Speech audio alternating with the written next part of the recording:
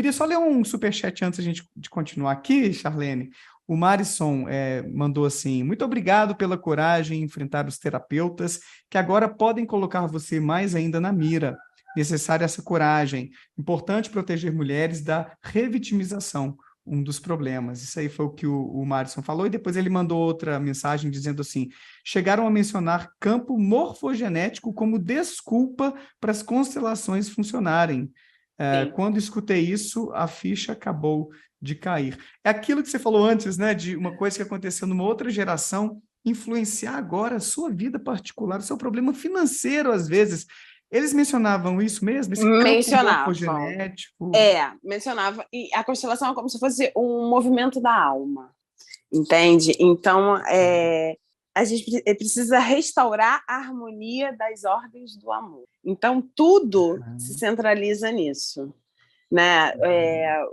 Coisas assim que fazem sentido de alguma forma, se você for parar para pensar, rasas, mas o que eu acho que o que mais pega as pessoas mesmo, e que eu acho que eu entrei também por isso, você perguntou como eu entrei na constelação, e eu vou te responder, é que as pessoas ouvem o que elas querem ouvir.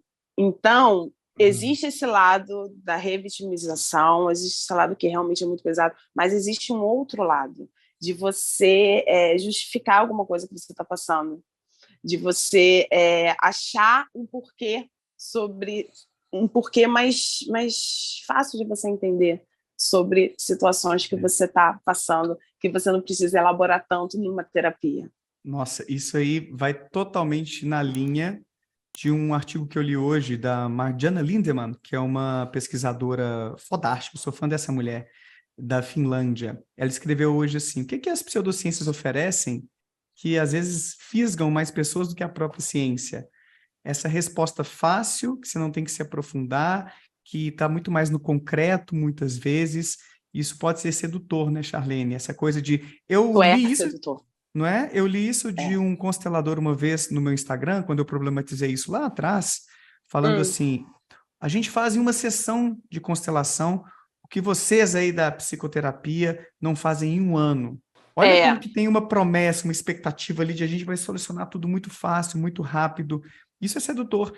E nesse estudo, a psicóloga, não sei se ela é psicóloga, na verdade, né? A pesquisadora Lindemann, ela comenta também que as pessoas se voltam mais para as pseudociências, e tem artigos mostrando isso, inclusive para a própria astrologia, que é uma outra pseudociência, em momentos de adversidade. Você está com um problema, você está ferrado na vida, você está tentando, às vezes, não está resolvendo facilmente aquilo, alguém chega com uma promessa de uma melhora, ou com uma suposta resposta, com toda uma pompa de cientificidade, muitas vezes, não, isso aqui é garantido, é validado, tem pesquisa por trás.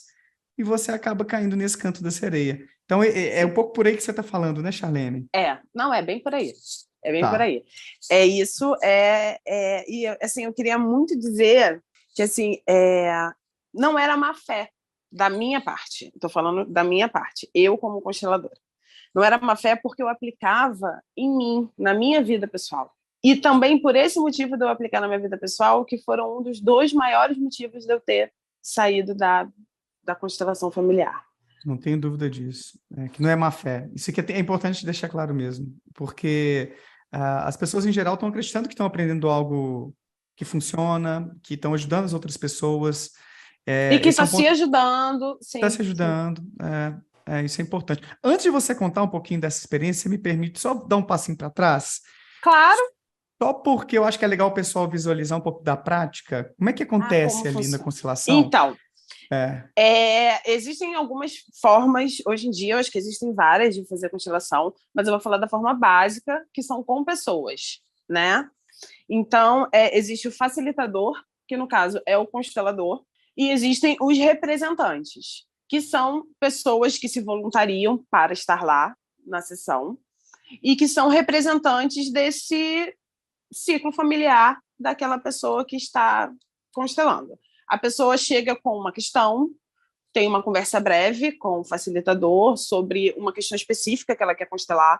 Você não constela várias questões ao mesmo tempo, né? É uma questão por vez, né? Vamos dizer assim. E esses representantes, eles ficam como se fossem bonecos, né? Porque tanto que existe a constelação com bonecos também, só que eu não sei fazer, eu nunca fiz, não é dentro sobre isso. Todas as vezes que eu fiz foram com pessoas, e é como se abre-se o campo energético, o campo da alma daquele sistema todo familiar, né? Então, a facilitador fala no ouvido da pessoa que está constelando, escolhe alguém para ser sua mãe, escolhe alguém para ser seu pai, e posiciona essa pessoa em tal lugar, escolhe alguém para ser o seu problema, e ali vai desenrolando um mini teatro, né? Onde as pessoas vão se deslocando, e existe muito na constelação as palavras de ordem, que são as frases de ordem, que são as frases que são ditas da forma correta uma para a outra, que na teoria da constelação é isso que faz com que o campo mude a sua forma e que cada um volte para o seu devido lugar. Como é que são essas frases? Como assim? Eu não sei se eu peguei essa parte. Olha, eu tenho uns exemplos aqui. Eu vou falar para você. É naquela onda de eu te perdoo. Isso. Entendi. Porque o pessoal fica horrorizado por isso, que às vezes pedem para a vítima, né, que é o paciente ali, perdoar o pai que violou, não vou usar aquela palavra né, porque o YouTube não gosta de palavras pesadas assim. E aí o pessoal fica revoltado, né? Como que você tem que perdoar e conviver bem, se reconciliar com alguém que abusou de você ali, né? Ainda mais alguém da sua família, que coisa nojenta, sei lá. Existem essas questões, mas o que eu falo que existem frases de poder, vou dar um exemplo aqui, deixa eu pegar um exemplo aqui, bem... Na constelação utilizamos duas espécies de frases de solução. A que descobrem um vínculo de destino e as que desatam um vínculo de destino. Então, essas frases têm um efeito liberador. É isso que eu falei, como se ela liberasse aquela pessoa do fardo que ela está carregando, do problema que ela está tendo sobre aquela questão, porque como se ela estivesse representando alguém da família excluído, ou que já morreu, enfim. E aí tem umas frases aqui. Mamãe, por você eu vou encontrar a sua irmã na morte, e então você pode ficar com o papai. Ou, querido vovô, você perdeu tudo, eu também não conservo nada, então eu fico perto de você. Exemplo, essa querido vovô, você perdeu tudo, eu também não conservo nada, então eu fico perto de você. É meio que para justificar alguma pessoa que o avô, por exemplo, faliu, e essa pessoa, esse neto, tem problemas financeiros. Então, na constelação familiar, é como se diz assim, eu estou representando o meu avô porque excluíram ele, porque ele faliu, então acharam que ele era uma pessoa que não valia mais a pena, que ele era um fracassado e tal. Então, já que ele foi excluído, eu vim para representar ele porque eu estou ligado a ele. Ligado como? É aí que entra o campo morfogenético. Na alma, exatamente. Na alma. Que tem gente que às vezes interpreta espiritualmente isso, eu já vi gente do espiritismo falando, outros, o próprio Hellinger, num dos livros que eu tenho aqui, agora não me lembro qual deles para mencionar, ele até foi meio agnóstico na pergunta de um entrevistador, falou, olha, eu confesso que eu não sei como há essa conexão, não sei explicar algumas coisas fantásticas que ocorrem numa constelação, então vou suspender meu juízo. Não sei se depois disso ele adotou algumas dessas hipóteses. Não, né? Porque até física quântica eu já vi colocando no meio. Então, sim, aqui na apostila tem umas coisas falando de física quântica, mas não relacionadas a ele específico, como se ele tivesse dito. Entendi. Como se o pós as pessoas tivessem essa ligação. Eu vi umas alegações assim extraordinárias, fantásticas do Hellinger, falando assim que depois de uma intervenção feita numa dessas sessões, tipo, a partir dessas frases de poder aí que você ilustrou, a família se rearranjaria de um jeito fantástico, mesmo sem o constelado falar qualquer coisa para os demais. Sim, então, é o campo. Olha aí, por causa desse campo misterioso, mágico. Sim, evidências científicas, cadê Hellinger? Não, ele não aponta não existe nada. Ou seja, evidência anedótica. Desculpa, exatamente, mas até desculpa te interromper, mas isso vai muito para o que a pessoa precisa ouvir naquele momento. Isso vai muito do que a pessoa, ela sai dali achando que ela resolveu, que ela fez. Então, talvez isso ajude ela. Não o campo, não o tataravô já morto, que vai voltar para o lugar dele, que, né, que vai ser representado agora de alguma forma, que vai fazer mudar a vida dela. Mas talvez ela pensar que isso mude a vida dela, faça ela mudar a vida dela. Eu penso muito assim. Entendi. É igual o Sobre. lance...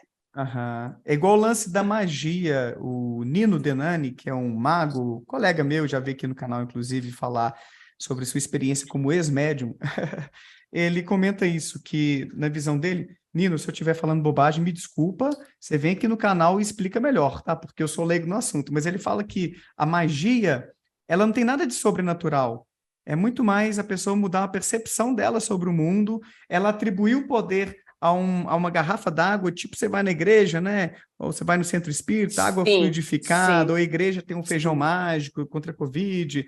A Então, vassoura mágica, já vi vassoura, vassoura que vassoura também. limpa. Olha, é muito mais você acreditar que aquilo ali vai ter um poder, você acaba se comportando diferente, é como se fosse uma profecia autorrealizadora, que tem esse conceito também na Isso, psicologia. Você se comporta de uma forma que aquilo tem maior chance de acontecer, porque você está fazendo a sua parte para aquilo acontecer. É tipo, eu quero passar numa exatamente. prova do vestibular ou no concurso público e eu acredito que essa água vai me dar o poder, né? Essa água lá do grupo místico, e estou tomando aquela água. Mas, ao mesmo tempo, eu estou acreditando mais em mim, eu estou estudando mais, eu estou fazendo essa minha parte pragmática ali, e isso aumenta a chance de dar certo. Eu posso acabar achando que foi a água que fez a mágica, né? Exatamente. Então, talvez a Exatamente. constelação possa ter um pouco desse efeito de fazer a pessoa perceber diferente a relação dela com a família, ou uma coisa que ela estava fazendo que não é legal, deixa eu ter uma visão, um comportamento diferente. Pode ser que isso ajude um bocadinho? Você acha que Eu pode ser? acredito, eu Talvez um acredito, eu pouquinho por acredito aí, né? nessa parte, acredito Tá, mesmo. tá, tá. Mas eu também acredito numa outra parte, Aham. que é a parte não boa dessa história, que Hum. principalmente é da revitimização. Foi eu que eu tinha falado para você que eu separei um trecho, se você me permite ler sobre isso, é, falando sobre as ligações entre homens e mulheres, né? Era um trecho sobre isso, falando que precisa saber da profundidade desse efeito. Aí o trecho diz assim: esta ligação não é o mesmo que amor. Às vezes acontece que a ligação é muito profunda, mesmo que haja pouco amor, ou que há um grande amor e uma pequena ligação. A ligação é criada no ato físico da sexualidade. Por esta razão, ocorre muito frequentemente através do incesto e da violação. Se uma vítima de violação ou de incesto espera mais tarde ligar-se profundamente, ele ou ela devem tratar a primeira ligação da forma boa, de forma boa. E é aí que eu acho muito complicado. O efeito negativo da primeira ligação suaviza-se quando é reconhecido. E o primeiro parceiro, embora talvez um violador, tenha recebido o devido respeito. Quando a primeira ligação é odiada e tratada como algo vil, choca-se com a habilidade da pessoa ligar-se outra vez mais tarde em melhores circunstâncias. Isso é um absurdo. Isso aí foi o Wellinger que escreveu esse trecho aí, ou uma interpretação das teorias dele? Ele mesmo. Isso foi ele. Tá. Esse violador aí, gente, a gente está substituindo porque o YouTube ele não gosta quando a Uhum, gente usa a palavra uhum, estupr, né? uhum. Mas então, assim, trocando em miúdos, Charlene, resume para a gente aí essa ideia. Tá dizendo que... Para você, aqui, esse trecho diz basicamente que se você aconteceu isso com você, você foi violado, né? De alguma forma, se você não aceitar aquilo de uma forma boa, você nunca mais vai conseguir ter um relacionamento na sua vida. Que você precisa aceitar de uma forma respeitosa essa pessoa na sua vida. Então você tem que falar assim, olha, eu vou Eu respeito amar, você, eu eu aceito o que respeito você me você. deu, você fez isso pelos seus motivos e eu deixo você seguir em vida, que eu sigo a minha vida. É Nossa. esse o contexto. Então, esse contexto é um contexto que eu não concordo. Aham. E o contexto todo do Hellinger em questão de relacionamentos, homem e mulher, família, filhos, é um conceito muito antigo, muito machista e muito preconceituoso. Então, é aí que pega muito mais para mim, pessoalmente, eu falando como pessoa, nem como profissional psicóloga, eu como Tá, pessoa, tá. ali que eu comecei a ver que realmente não era bem assim que as coisas aconteciam. Aham. Tem uma frase do Steven Pinker, que escreveu o seu Tábula Rasa, Como a Mente Funciona, é um psicólogo cognitivo bem, bem interessante, assim, as coisas dele. Uhum. Ele diz que compreender é diferente de desculpar. Você pode até entender os motivos que levaram alguém a fazer uma coisa imoral. Outro dia eu caí num golpe aqui, ó, na porta da minha casa. O cara chegou lá, dizendo que tinha sido assaltado, com sangue no rosto, falou que quase foi esfaqueado, e pedindo ajuda, eu dei dinheiro ao cara, e aí depois que o cara foi embora, o pessoal me contou que ele é alguém que faz golpes aqui na região, que é mentira aquilo lá, e a gente até tenta entender, né, assim, o cara às vezes tem dificuldade financeira, e tenta dar seus pulos ali para ter uma grana, para pagar as contas, para pôr comida na mesa, a gente compreende tudo. Agora, isso não deixa de ser imoral, não deixa de ser errado, aquele comportamento, e também não deixa de ser legítimo você sentir raiva, você não querer amizade ou não querer proximidade com alguém que faz uma coisa ruim contra você. Eu recebi, Charlene, o depoimento, na primeira vez que eu fiz uma live aqui no canal, de uma psicóloga que foi abusada durante uma sessão de constelação familiar. Quero até recebê-la, se você está me ouvindo aí, se você quiser, a gente pode embaçar a câmera e tal para contar o que foi a experiência, mas na verdade eu até me confundi de caso. Era uma pessoa que contou que a consteladora forçava ela, ou trazia sempre esse negócio que ela tinha que perdoar o pai que é abusador, que ela tinha que amar esse pai, que ele tinha um lugar importante, se ela não aceitasse esse amor e o perdoasse e tentasse conviver bem, que a vida, isso que você falou aí, de não se dar bem romanticamente, ela trouxe, mas até passar no vestibular. Estava levando para esse lado. E a menina conseguiu, hoje deve ser médica já, não sei, eu sei que ela estava no final do curso de medicina, então, e ela ficou horrorizada com isso e parou de fazer, porque e aí ela estava se esforçando ainda a perdoar, a conviver com esse pai, e durante esse processo o pai vai e bate na irmã dela. Então o cara é um escroto, perdoe que a palavra que eu estou usando, mas é um cara que é todo desregulado, tem várias condutas antissociais. Ninguém é obrigado a conviver com um monstro, a perdoar um monstro, a amar um monstro. Não é porque é seu pai, seu irmão, seu filho, que você vai ter um amor incondicional e que não, onde essas coisas não têm peso.